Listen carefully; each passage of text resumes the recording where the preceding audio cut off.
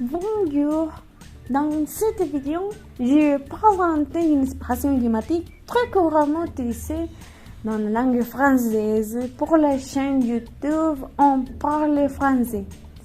L'expression d'aujourd'hui est raconter des salades. Vous vous demandez d'où vient l'expression raconter des salades et quelle est sa définition? Retrouvez les réponses à vos questions dans cette vidéo. L'expression date du XIXe siècle. Elle fait référence aux salades des cuisinières, mais courant de l'époque, agréable à préparer et facile à déguster. Raconter veut dire, décrire quelque chose. Et salade, ça a deux sens.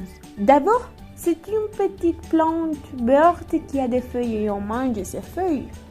Et deuxièmement, le mot salade a aussi le sens du mélange d'ingrédients. Alors, dans ce cas, la salade dans l'imaginaire symbolise un mélange d'informations.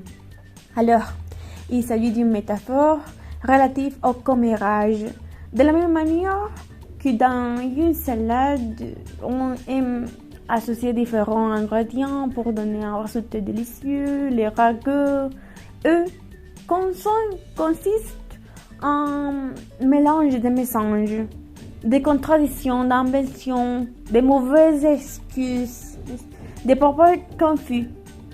Autrement dit, raconter des salades signifie mentir, dire des mensonges, dire des choses qui ne sont pas vraies. Pour raconter des salades, il vous suffit d'un peu d'exagération parsemée de faits invraisemblables. Le tout servi d'un air assuré et c'est prêt.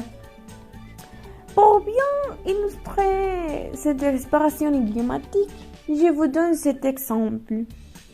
Vous avez par exemple un enfant qui rentre de l'école et qui dit à ce moment « Ah, je viens travailler à l'école, j'avais fait mes devoirs et j'avais une bonne note au contrôle. » Et ce moment lui répond « J'espère que tu ne me racontes pas de salade, tu sais que je vais bientôt recevoir ton bon temps scolaire et que je connaîtrai la vérité. » En lui disant « J'espère que tu ne me racontes pas de salade », ça veut dire j'espère que tu ne me dis pas des mensonges, que tu as vraiment bien travaillé de toutes les façons que je le saurai quand je recevrai ton bon temps scolaire.